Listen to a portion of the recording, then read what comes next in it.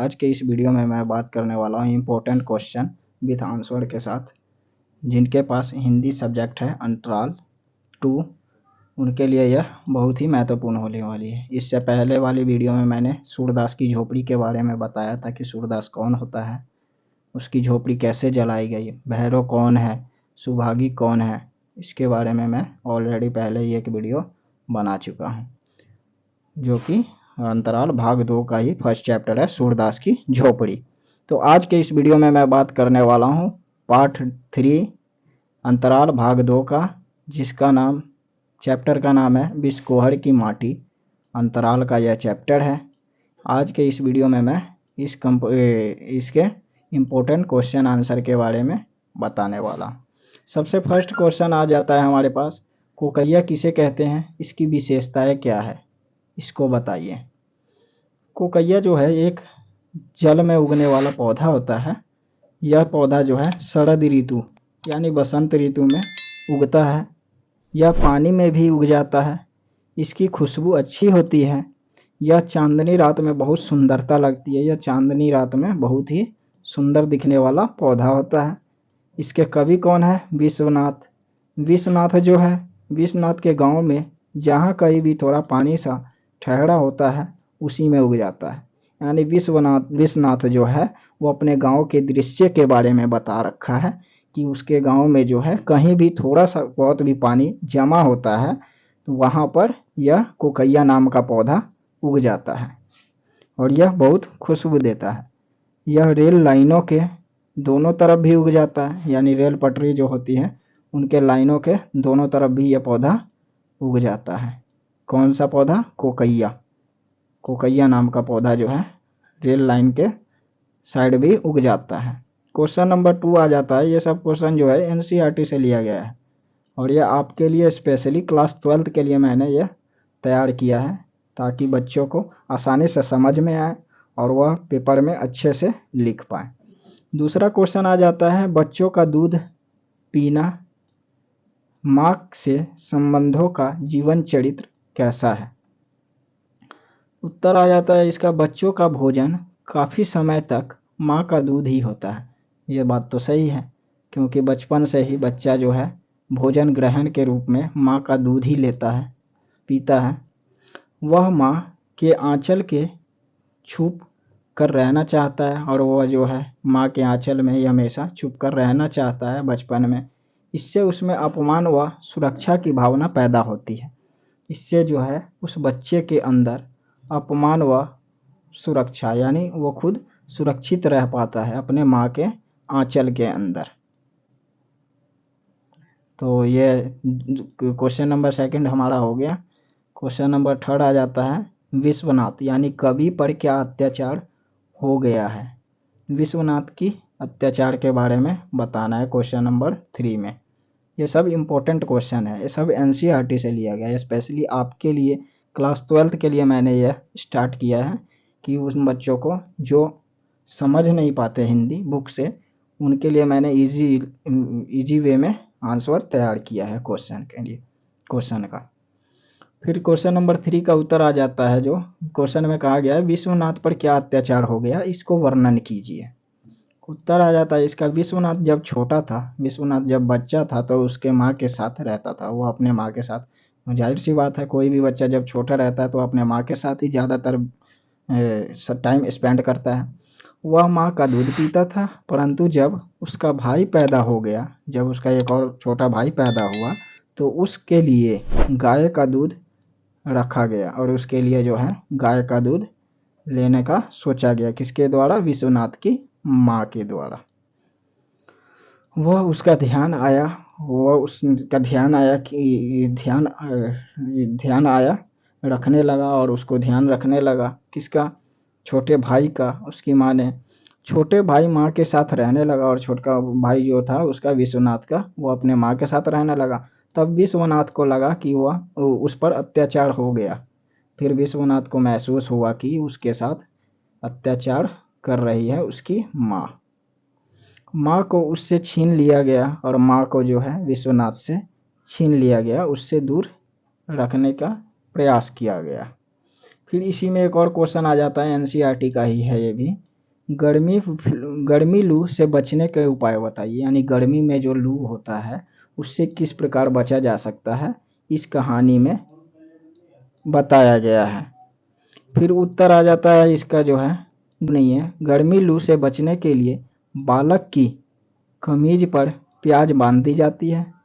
गर्मी लू से बचने के लिए उसकी माँ जो है, विश्वनाथ की माँ, वो अपने छोटे बच्चे के कमीज पर यानी जामा पर प्याज बांध देती है। बच्चे को आम का पन्ना दिया जाता है, बच्चे को जो आम का पन्ना दिया जाता है। बच्चे आम को जड़ आम से होता है, और बच्चे जो है आम को गुड़ के साथ जो होता है उसके साथ मिलाकर खाया जाता है। फिर क्वेश्चन नंबर 5 आ जाता है इसमें, लेखक विश्वनाथ ने माँ की तुलना बत्तख से कैसे की है, यानी लेखक जो विश्वनाथ है उसने अपनी माँ की तुलना जो है बत्तख से क्यों की है, कैसे की है, इसके बारे में वर्णन करना है। क्वेश्चन नंबर 5 आ जाता है, इसका उत्तर जो है, बत्तख अंडा देने के लिए पानी छोड़कर मैदान में आती है, वह पंख फैला उसमें अंडों को छुपा लेती है।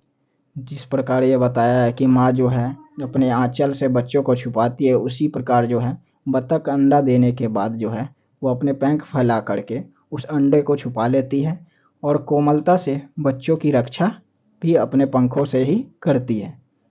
और वो अपने बच्चों की रक्षा जो है जिस प्रकार माँ करती है उसी प्रकार बत्तख भी करती है। विश्वनाथ की माँ उसकी कठिनाइयों से ऐसे ही देखभाल देती है।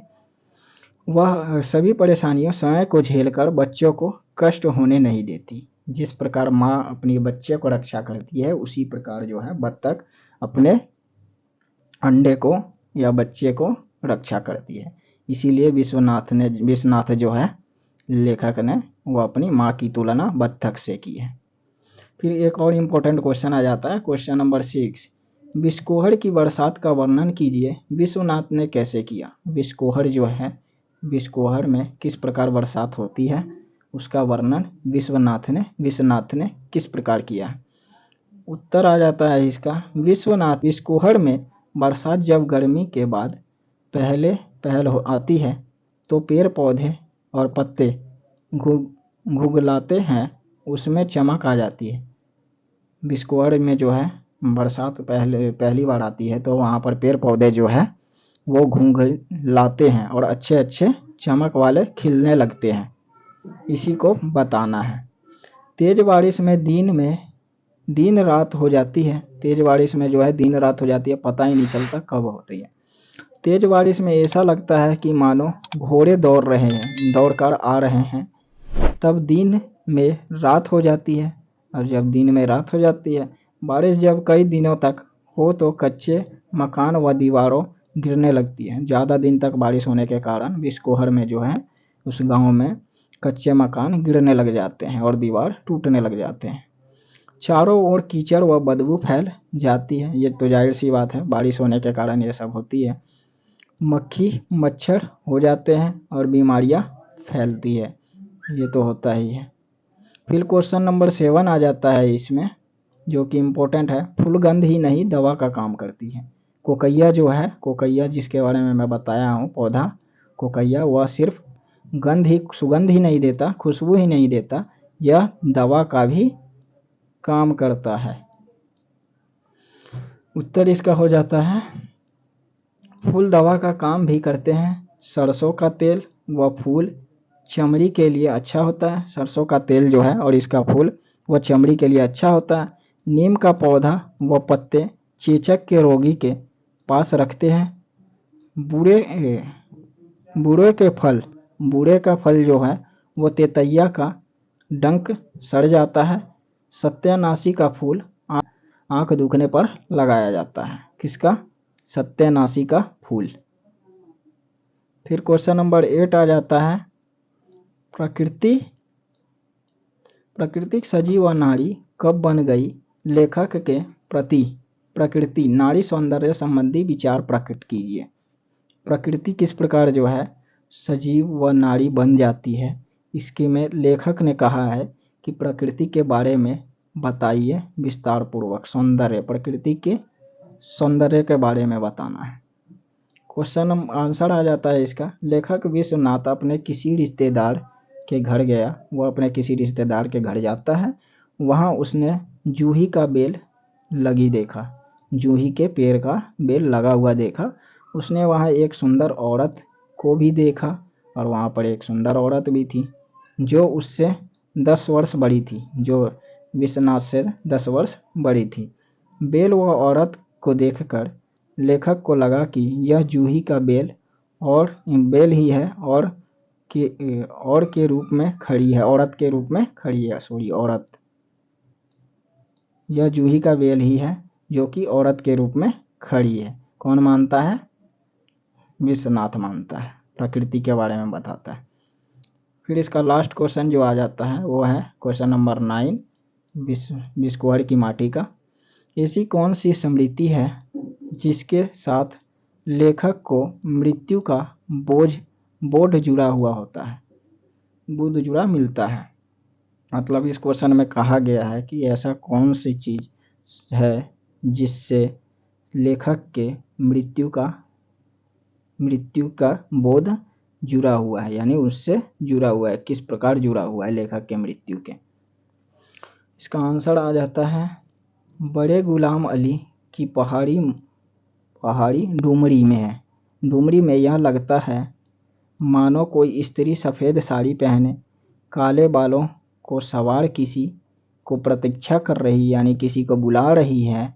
बड़े गुलाम अली यानी कोई कहानी में बड़े गुलाम अली नायक है, उससे लगता है कि मानो कोई स्त्री जो है सफ़ेद साड़ी में कालों बालों को संवार रही है, यानी बालों को अपना सहार रही है और किसी चीज़ की प्रतीक्षा कर रही है, गुहार लगा रही है। इस स्मृति के साथ लेखक के मन में मृत्यु का बोध जुड़ा हुआ है और उस औरत की स्मृति के कारण जो है लेखक विश्वनाथ के मन में यह बोध, मृत्यु का बोध जुड़ा हुआ है।